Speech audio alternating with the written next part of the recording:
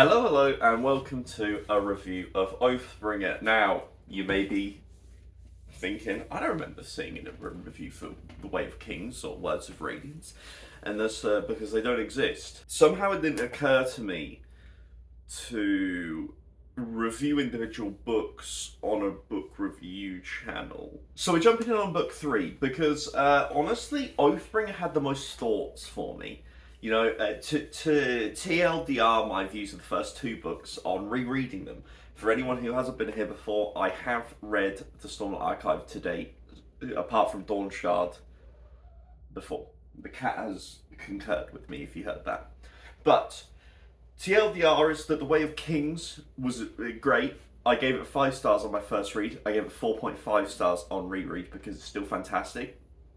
But I noticed that the writing was not as good as I remembered the first time. And secondly, Words of Radiance is it's one of the best fantasy books.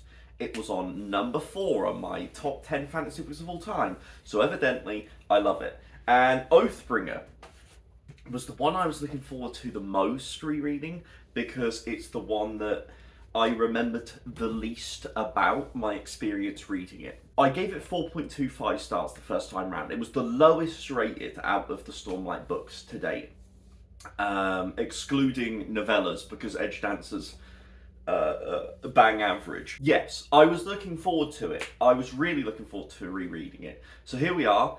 I have not planned this in any way. We're just going to raw dog it. Because this is the 3rd book and because everyone's catching up this year ready for Wind and Truth, I'm just going to full spoiler it. If you haven't read the Stormlight Archive dip, like, why are you here in the first place? Honestly, this is a review of the 3rd book. I think Oathbringer was the most pre-ordered Audible book of all time at the time of release because it was the longest book on Audible. So if you're one of the people who pre-ordered the 3rd book in a series without reading 1 or 2 on Audible because it was long and you wanted to make your credit worthwhile, welcome. You probably won't care about any of this. The reason I'm making this video is because I evidently have the antithetical view to everyone else on this book. Because when I posted my kind of general review, I got quite a few messages being like, are you dense?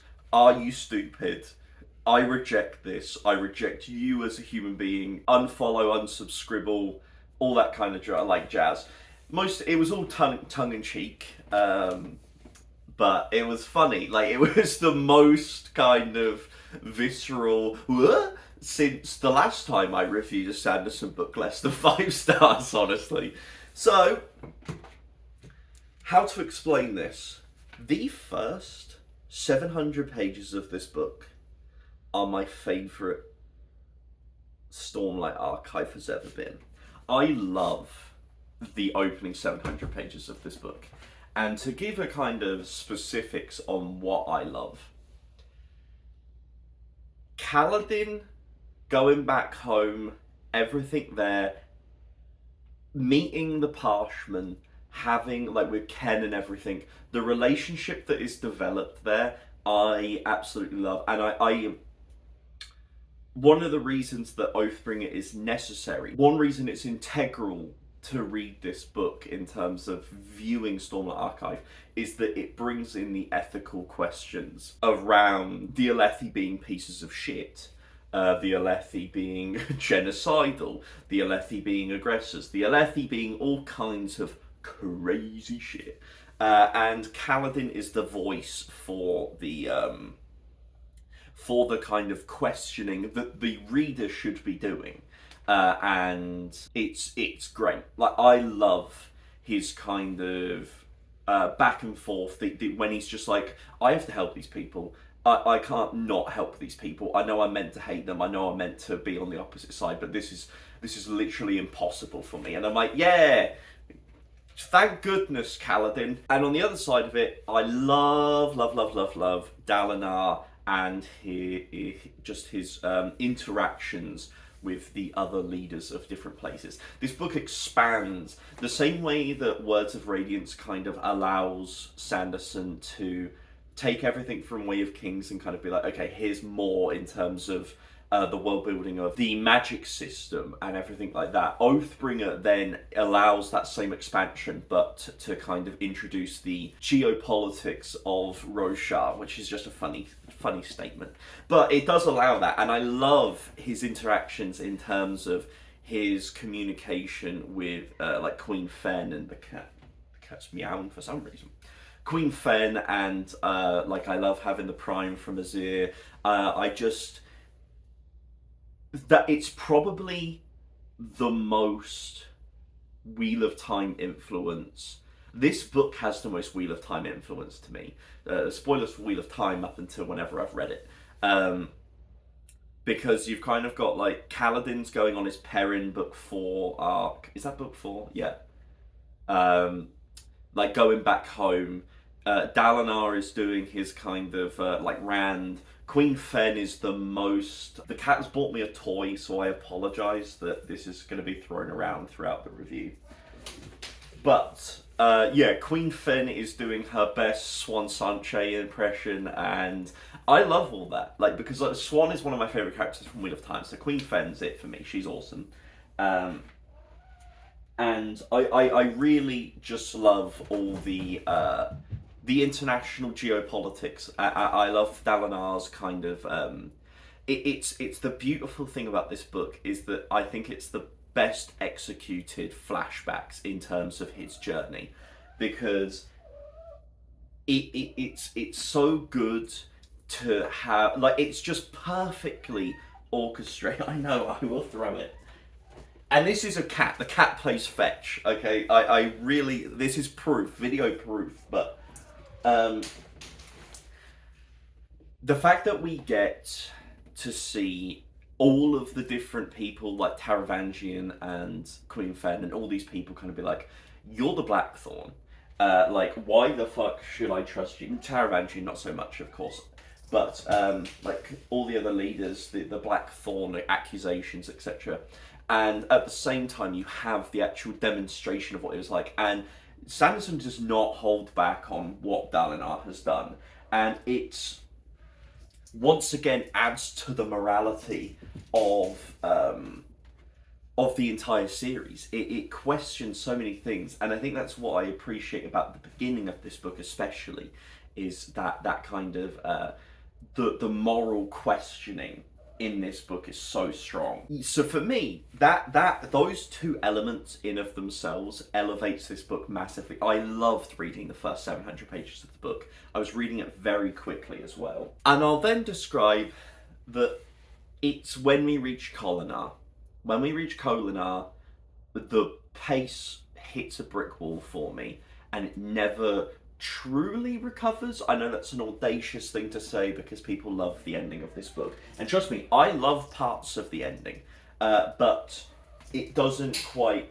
I threw that in a place the cat can't get it. Yeah, it never quite recovers from the drop of pace that Kholinar kind of introduces, because essentially Kaladin is doing what he's done already, not only in this series, but this book, where it's like, he meets a group of people and he ends up becoming integral and he's Stormblessed, and it's kind of like, this is the 4th time we've done this in this series, because we've got him in the beginning of the book, we've got him with Bridge 4, we've got him with the Parshman, and now we've got him here, and it's just like, oh my...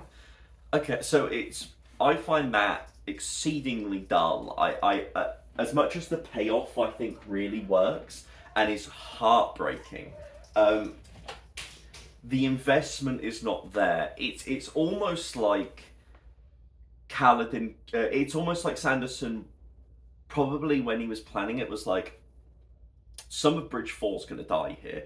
And then was like, okay, that's irrevocable. I can't do that. And so introduces kind of fodder. Shallan's doing her kind of, like...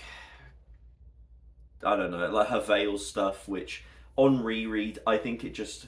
Shallan has always been my least favourite viewpoint, not because of herself, but because of internal Cosmere timelining, where I think a lot of her storyline has had to be dragged out for longer than it should have been, because it needed to coalesce with other things within the Cosmere. And I personally don't enjoy that. I don't like the individual having to suffer on behalf of the whole. I feel bad for Shallan, honestly, because of that. So yeah, Kolinar happens. The scene with the Unmade is cool.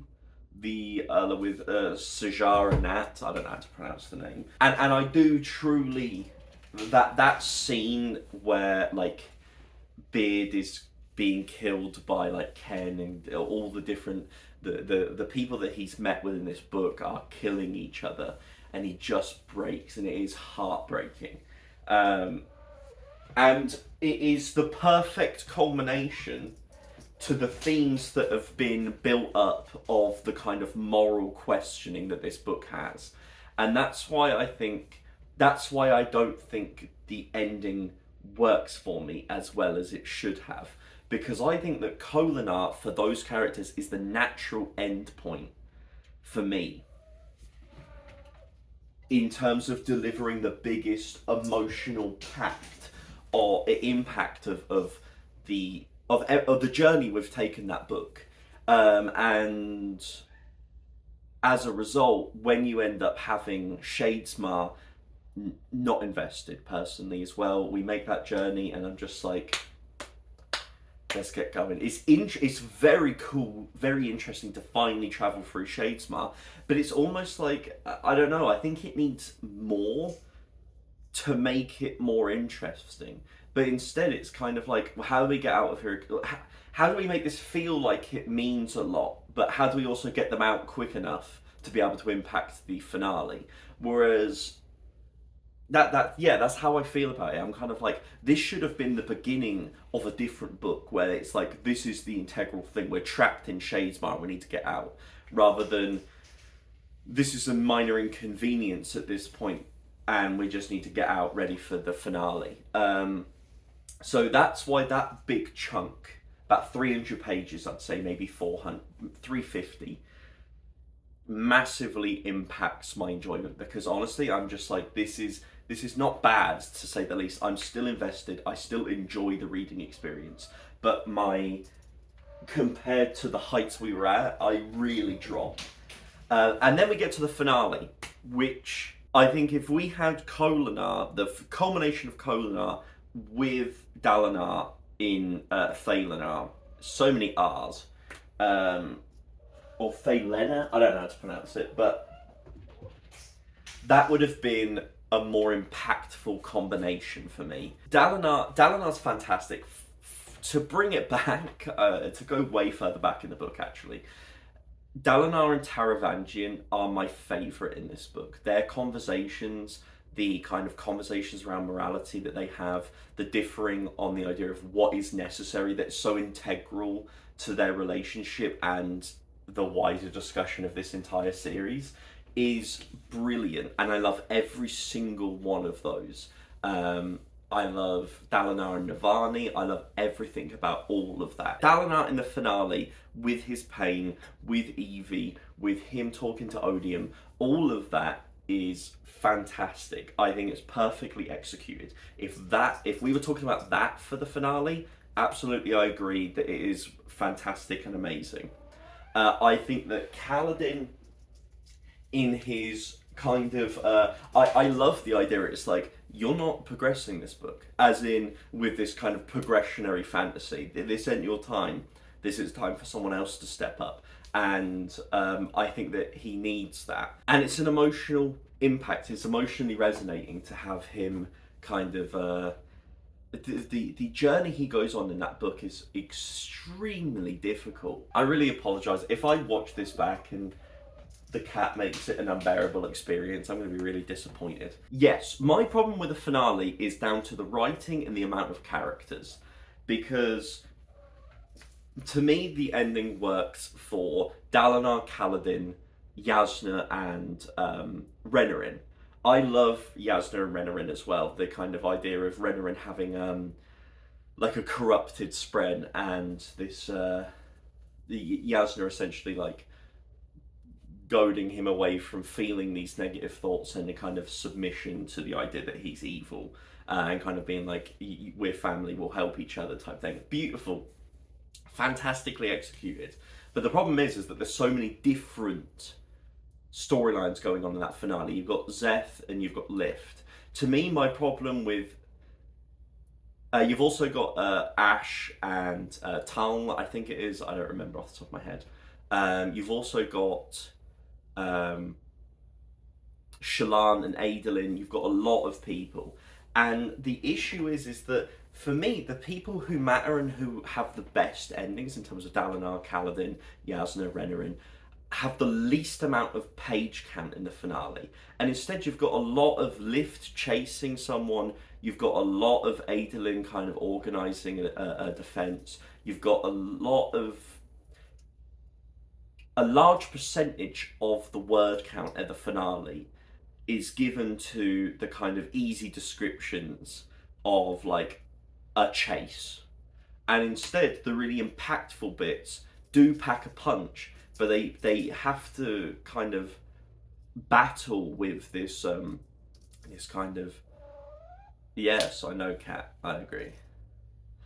Yeah, they have to kind of battle with that. There are parts where you have kind of like a chunk that's a paragraph and it's so small, and then you have like 4 pages of Lift chasing someone, and I'm like, why is it this way round? It just doesn't strike a balance for me. I think there's a lot of quick cuts, but then also scenes that go on for too long that could have been cut shorter. It's an odd feeling for me where I'm kind of like, rather than feeling like we've got great action that's being impacted, like really punched with these moments, instead I feel like we've got these great moments that are then being padded by other scenes, and that's not the way you want it to be. I am so sorry about this noise. So that's my controversial take. I understand it's controversial. I understand that people love this ending. I understand all kinds of things. Now, the last point I want to get to, which is really going to fuck you off. This is the part which, for anyone who's stuck around this long, I apologise in advance when I say that Moash did nothing wrong. Moash, up until the very end of this book, Moash has done nothing wrong for me. In this book, I love Moash in this book. He's actually one of my favourite characters. I don't give a fuck.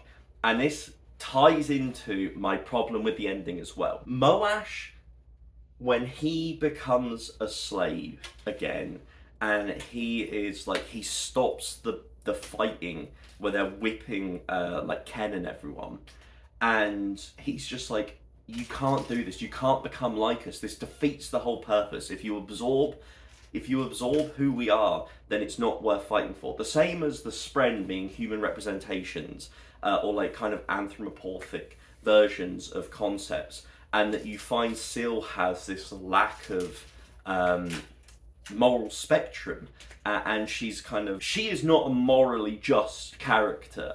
None of the Spren are really, and Moash is kind of the character who calls that out the best, and I love him for that, because he is right. The Alethi are fucked up. They are the colonizers. They are all of these horrid things. And my problem with the finale is, for instance, when characters like Zeth and other characters are like, well, can humans really be judged for taking this land for what our forefathers did? And it's like a cheap cop-out, because yes, you should. As a British person who, in the real world, has a large amount of the world's problems on the country's back, I completely 100% believe in reparations being made to those that have been systemically and systematically oppressed by your forefathers, because your position currently hinges on the privilege and benefit that is inherent based on your social positioning. That is just a fundamental truth, and it's just such a weak argument. I think the book does such a good job of introducing this brilliant concept of kind of like it's the meme. It's the are we the baddies? It's wonderful. It reaches that point over the three books so well. You have Kaladin morally questioning himself. You've got Dalinar having to come to face what he's done previously, and why is he allowed to be able to be in the position? He should be in jail. He's murdered an entire city.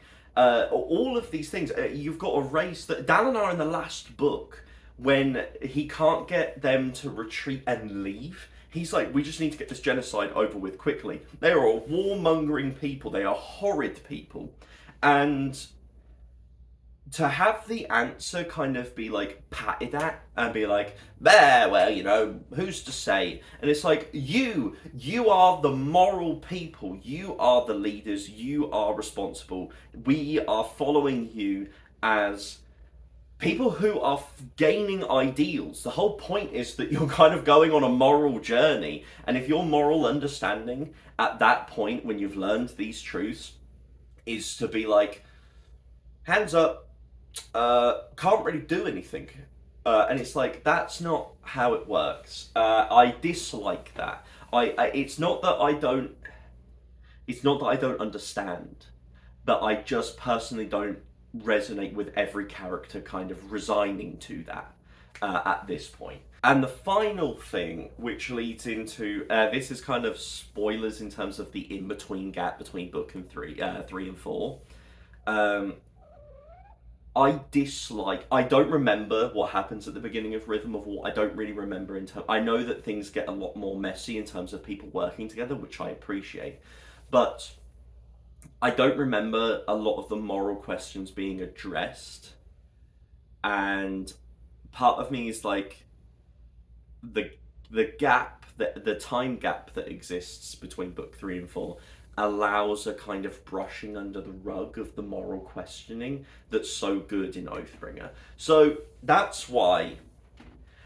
So yes, Moash. Back to Moash. I don't know how you can find out that the people that you have been, in your mind, righteously genociding, and you find out that they're the natural landowner in the sense of that they settled there first and you colonized them and oppressed them to the point where you muted them and made them slaves. Moash being like, I'm on your side.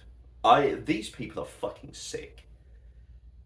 That makes complete rational sense to me. And Elhokar, in terms of what he stands for, he's not aware of the kind of little moral journey that Elhokar's gone on in the last, like, in this book. He's not aware of that, and so he's completely justified to stab that cunt through the fucking chest. And I remember being so upset about it the first time I read it, but this time I was like, yeah, he completely is the figurehead for everything that is wrong and has oppressed Moash. Absolutely, eat the rich, fuck him. I think you can guess my opinion on a lot of things now based on that. Nevertheless, I stand by it. I stand by all my beliefs in regards to it. That's all I really have to say. I think we've done the full journey. I gave it a 4.25 stars again. For the first 700 pages, I was like, what was I thinking? This is, without a doubt, a 5 out of 5. And because it has all the moral questioning, because we've got great, like, just wonderfully paced, interesting storylines to follow, I thoroughly enjoy it. And then we hit Kholinar, and it just takes a big dip and then rebuilds a little, but doesn't quite get back there. So 4.25 it has to be. A really good book. I know I've talked a lot about why the ending doesn't work for me, and that's purely because I know that's what you lot are going to focus on the most in terms of my opinion. So that's why I've put so much screen time on it. Because naturally, people who haven't watched this video are going to comment on this, being like, you're a fucking idiot, bruh. I hope that I have explained myself sufficiently that I did love the book. The first 700 pages are the best Stormlight has been for me. And then Kholinar happens. And it's just because of repetition and then a quick cutting finale. A Sangalantra doesn't work with pacing for me because there are too many characters doing too many things at the wrong amount. That's it. And an insufficient answering to the questioning introduced. Not so much an insufficient answering, but quick answers that brush it under the rug. Um, love to you all. That's my review. If you did enjoy, please do like and subscribe. I'm going to probably do this for Rhythm of War as well. Ready for Wind and Truth, and then I'll do a full Wind and Truth one. Really looking forward to it. I have thoroughly loved rereading this series because it just allows you to bring a different reading. That is the best thing about rereads, right? Is that you've read it one way and then you interrogate it a different way on the second read to provide a layered and textured reading experience that is more satisfying. Have a nice rest of your day.